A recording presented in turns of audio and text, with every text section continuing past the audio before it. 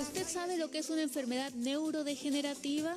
Es una enfermedad que generalmente empieza a tener problemas con el movimiento, el equilibrio, el habla, respirar y otras funciones también del cuerpo humano.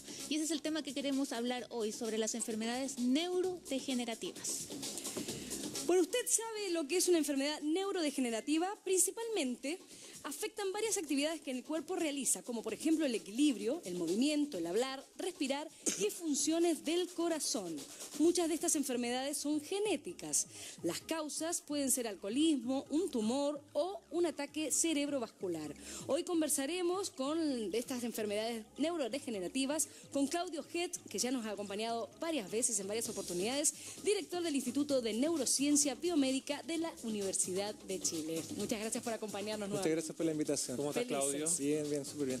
Empecemos describiendo a qué se le denomina enfermedades neurodegenerativas. Bueno, en general son enfermedades asociadas a la vejez, donde distintas partes del cerebro pueden dañarse. Y dependiendo de qué zonas del cerebro se afectan, son los síntomas que se producen. Entonces, en el Parkinson se altera una cierta área del cerebro donde se produce un neurotransmisor, la dopamina, entonces tienes problemas en la marcha, en el movimiento. En el Alzheimer, la zona del cerebro donde almacenas tus memorias, y así podemos mencionar muchas enfermedades. Lo interesante es que, a pesar de que son distintas clínicamente, el paciente siente cosas diferentes, uno puede observar de que hay aspectos comunes, que tal vez tienen una causa común, y una de ellas es el envejecimiento. ¿Y de qué forma se producen, se generan estas enfermedades? Bueno, es un gran misterio de la ciencia, porque en general la mayoría de la gente piensa que hay genética, que hay genes que están mutados, que se heredan, pero en la mayoría de los casos no es así. En general uno solo puede explicar en un 5 al 10% la probabilidad de enfermarse por causas genéticas. Entonces en general es mala suerte, te dio. Entonces, ¿por qué te dio? Lo que piensa el campo en este momento, lo que hay detrás es de alguna forma como un mal envejecimiento cerebral, que va a terminar en este tipo de problemas. ¿Y ese mal envejecimiento cerebral puede ser provocado por diferentes factores? Claro. ¿Por la calidad de vida que uno llevó, por todo eso? Es multifactorial. Hace poco tiempo, de hecho, se generó un nuevo campo en la ciencia, que es la gerociencia. ¿Por qué? Porque existían como dos mundos científicos en investigación. Uno, los que estudian las enfermedades crónicas, por ejemplo, asociadas a la vejez, que no son solo las enfermedades neurodegenerativas, como ustedes saben, enfermedades cardiovasculares, diabetes, cáncer, etc. Y además científicos que estudiaban las bases biológicas del envejecimiento, como esto que uno pensaba antes de la búsqueda del elixir de la juventud. Bueno, ahora es un campo formal de estudio, donde se ha logrado demostrar, y es súper interesante, que el envejecimiento no es un proceso pasivo, como que se te gastan las piezas, manejas un auto, se oxida. No es así de sencillo. De alguna forma tenemos como un programa genético al interior de nuestras células, de nuestro cuerpo, que determina cuándo y cómo vas a envejecer. Y eso está conservado en la evolución. Tú miras distintos animales, distintas especies, y es lo mismo. Entonces, y eso es súper interesante porque de alguna forma uno podría pensar que podemos intervenir el envejecimiento, y tal vez si hacemos eso, podríamos disminuir la probabilidad de enfermarnos. Entonces el campo ahora está tratando de entender por qué algunas personas envejecen bien, como los centenarios, viejitos que están hasta los 100 años con sus capacidades motoras, cognitivas perfectas, y después se tropiezan y se mueren en 2 días, como la idea, ¿no es cierto? Versus una gran parte de la población donde vas acumulando enfermedades. Entonces, y está estudiado, te da una primera enfermedad asociada al envejecimiento, no sé, hipertensión, probablemente en 2 años más te va a dar otra, quizás diabetes, después en 6 meses más te va a dar otra. Y si las vas tratando y vas aumentando tu expectativa de vida y llegas, no sé, a los 80, 85, lo más probable es que te dé Alzheimer. Entonces es bien terrible el panorama. Pensando en Chile, no sé, la gente ya conoce los números, han salido mucho en la prensa, pero la población mundial está envejeciendo y Chile es líder en ese proceso. Pero ¿cómo es indudable entonces que finalmente te llega a fallar por esa programación que tú hablabas, por mucho que te cuides, o sea sano? Es que, no, al revés, porque hay una programación que puede ser modificada. Entonces, lo que se ha visto es que el envejecimiento, y es esperable, pero ahora hay evidencia científica, es un proceso holístico, que implica todas las dimensiones de nuestras vidas. Y hay estudios súper lindos en poblaciones grandes donde uno ve el tipo de jubilaciones que tú tienes, si es que estás rodeado por familia, pensando en la nota anterior que ustedes hicieron, Relación, claro. Eso va a impactar tu probabilidad de enfermarte de patologías como el Alzheimer. O sea, los años de escolaridad modifican la probabilidad de que te enfermes cuando viejo. Y eso se ha visto en las poblaciones campesinas, donde es muy dispar. Y si tú haces un análisis como estadístico, te das cuenta que los que tuvieron más escolaridad, bueno, tienen mejor vejez. Y así podemos ir sumando. Y eso Entonces, es significa... por el incentivo que genera el hecho de estar constantemente estudiando.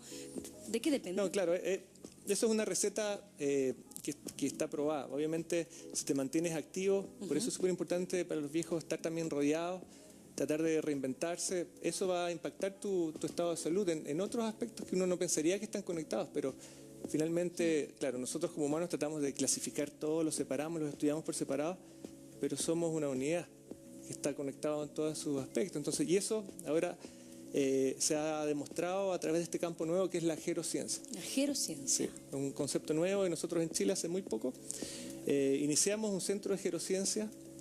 ¿Por qué? Porque el gobierno está preocupado de este tema. Porque ¿qué va a pasar en 30 años más, el 2050? Un cuarto de la población va a tener sobre 60, 65 años. Claro, porque aparte la expectativa de vida Claro, cada el vez umbral ha ido Está aumentando. Chile está con probabilidades de vivir mucho, 85 años en general. Y si, no sé, pues en Estados Unidos a los 65, casi 1 de cada 10 sufre Alzheimer. Cuando llegas a los 85, más o menos los cálculos que el 40% podría desarrollar Alzheimer o demencia. Entonces, eso va a suceder. Y son enfermedades muy costosas. El PIB mundial, el 1% es solo Alzheimer. Entonces, es complejo. Y por eso es bien bonito lo que está pasando, en que se está empezando a entender. En Estados Unidos están pasando cosas loquísimas que ya están casi en el ámbito de la ciencia ficción, pero esta idea de que uno podría quizás tomar una pastilla y mejorar biológicamente tu envejecimiento, tu calidad del envejecimiento para no enfermarte, se está probando ahora en ensayos clínicos en humanos este año. Porque hay mucho conocimiento científico que se ha acumulado, entonces es bien alucinante, ¿no? Sí, claro, que vamos, en un futuro estás diciendo que con una pastilla vamos a tener una va a ayudar, no es la solución, claro, a mejorar nuestra salud y que tengamos una expectativa de vida con mejor vejez. Y de hecho, una de las drogas, a la gente no le gusta como hablar de fármacos, uno siempre piensa en efectos secundarios, pero una de las drogas estrellas en el mundo de la ciencia que ha aumentado en mayor proporción la expectativa de vida en animales cercanos a nosotros, como mamíferos, como los monos, los ratones, es una droga que se aisló de un microorganismo que vive en Isla de Pascua. Al lado de Moai tomaron tierra, existía una bacteria que producía esta molécula que se llama la rapamicina, de Rapa Nui, y se ha demostrado que tiene un efecto tremendo, 15%. Y esos animales que viven un poquito más, en realidad su expectativa de salud, que eso es lo que busca el campo en realidad. Porque hay problemas éticos en aumentar la expectativa de vida. Claro, es como que sea buena Entonces, lo que vida. queremos es vivir bien el bienestar de la gente, dándole esta droga en el alimento de los animales. Tú con otros científicos estás en una investigación que se trata de terapias higiénicas. ¿Nos puedes contar? Terapia génica. Sí. Claro. ¿De qué se trata? Porque las terapias actuales se basan en fármacos.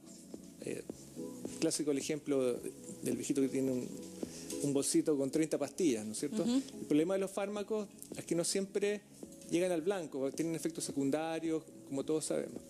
Hay fármacos para combatir efectos de otros fármacos. Exactamente. Es una cosa Exactamente. Sí. Entonces, lo que se está pensando ahora, que está ya también es una realidad, hace 3 años no lo era, es quizás usar genes para curar enfermedades. Porque tú cuando tomas un fármaco, el fármaco lo que está atacando idealmente es el producto de un gen en tu cuerpo, de unas proteínas, que hace algo en la célula. Pero eso es difícil de alcanzar en forma certera. Entonces lo que estamos tratando ahora, en vez de hacer eso, ¿por qué no entregar el gen que produce esos efectos beneficiosos directamente? Entonces, ¿cómo se hace la terapia génica? Que es complejo, a la gente le va a costar entender, pero lo que hacemos, modificamos virus que están presentes en la naturaleza. Entonces, un virus, cuando tú te resfrías, lo que pasa es que un virus te inyecta su genoma y ocupa tus células para producir nuevos virus. Entonces, usando biotecnología, ingeniería genética, lo que se hizo es tomar este virus, sacarle el contenido y entregarle adentro, poner adentro un gen que tiene un efecto positivo en tu cerebro, por ejemplo. Entonces, tú inyectas este virus no va a producir una enfermedad, porque está modificado, va a entregar este gen, se va a incorporar en tu célula y va a generar un efecto. Y el año pasado, la FDA en Estados Unidos aprobó 3 terapias génicas 2 para el cáncer y 1 para la ceguera. En gente que tenían una causa genética que no podían ver, y con el virus les entregaron de vuelta el gen y los pacientes volvieron a ver. ¿En Qué serio? maravilla. Queremos saber más de eso, pero también tenemos comentarios de la gente, así que vamos a leer algunos de ellos. Así es, voy con Elsie Ramos desde Costa Rica, nos escribe y dice: hola, mi mamá tiene casi 80 años, yo veo que se le olvidan algunas cosas, eso es Alzheimer, y señala también, lo compara un poco con su papá que tiene la misma edad y a él lo ve sano. ¿Cómo saber si tiene Alzheimer o no? Probablemente todavía no es Alzheimer. Es natural ir perdiendo tus capacidades de memoria con el envejecimiento, eso es natural. El problema es cuando empiezas a tener un deterioro cognitivo evidente, medible por un neurólogo. Entonces ahí lo que uno recomienda es que vaya a ver un especialista, primero un geriatra, después un neurólogo, que haga una evaluación para saber si es que esto podría ser como un pre-Alzheimer. Pero si ya tiene 80, es alta la probabilidad. Colgándome de un poquito de esa pregunta, habla que su papá está sano. ¿Hay alguna diferencia en hombres versus mujer, género, que son más afectados frente a esta enfermedad? Sí, dependiendo de la enfermedad cambian las proporciones y eso también se ha asociado porque obviamente nuestra sociedad está cambiando cada vez más equitativa en términos de las oportunidades y las funciones, pero los viejitos no. Ellos vivieron una época en que la mayoría son sobrevivientes de la desnutrición, de la falta de vacunas y excesos de trabajo distintos. Entonces, por ejemplo, en hombres uno ve mucho más Parkinson, sobre todo en el campo, campesinos expuestos a pesticidas, agentes tóxicos, y ahí uno puede dar una lista de diferencias, pero también la educación, el acceso a la educación impacta tu calidad del envejecimiento y por lo tanto va a impactar también la probabilidad de enfermarte. Entonces, es un tema súper complejo. Súper complejo. Luz y Sol, tenemos más comentarios, ¿cierto? Exacto, porque Francisca nos comenta y nos pregunta, dice, un ejemplo es Japón, que aumenta su población, que es cada vez más longeva. Dice, ¿qué podemos hacer para llegar a buenas condiciones a la vejez? Yo creo que hay que pensar, hay mucha especulación en esto, pero hay que pensar en la vejez o la vida en realidad como un continuo, donde todo lo que hagamos de jóvenes es como una cuenta de ahorro. Entonces, hay factores que están súper bien estudiados. Si tú fumas, que es algo que uno pensaría que te va a afectar tu vejez, la probabilidad de enfermarte de la mayoría de las patologías crónicas va a aumentar. ¿Por qué? Porque eso produce inflamación en el cuerpo. Y la inflamación es uno de los factores que lleva a un mal envejecimiento. Es un ejemplo, si tú haces ejercicio, eso va a disminuir tu probabilidad de enfermarte. Lo mismo si eres activo intelectualmente, si lees, si tienes tareas. Por eso era súper bonita la nota anterior donde los viejos que están cuidando a los niños, ¿no es cierto? Están jugando, están haciendo cosas, están pendientes, no están en su casa viendo tele. Claro. Eso sería como a modo de cierre, claro. Estar activo siempre, ¿no? Exactamente, es un factor. Los mitos del vinito y esas cosas para no, también, dentro del vino hay moléculas que se han descubierto que tienen efectos positivos, antioxidantes, y moléculas un poco más específicas también. La metformina que se usa en la diabetes, ahora se está estudiando en animales, todo va avanzando, la ciencia va avanzando, pero al parecer podría también mejorar tu calidad del envejecimiento, entonces es súper interesante.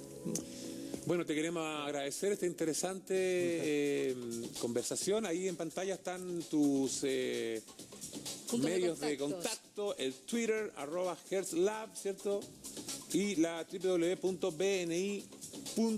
Claudio Hertz, director del Instituto de Neurociencia Bioquímica de la Universidad de Chile. Así es, yo les quiero invitar a que se pongan de pie porque vamos a despedir el día de hoy, pero no así nomás. No. Tenemos música y para que vayamos con toda la energía vamos a terminar diciendo primero buenos días, buenas tardes y buenas noches. Y escuchamos a American Sound. Conectados.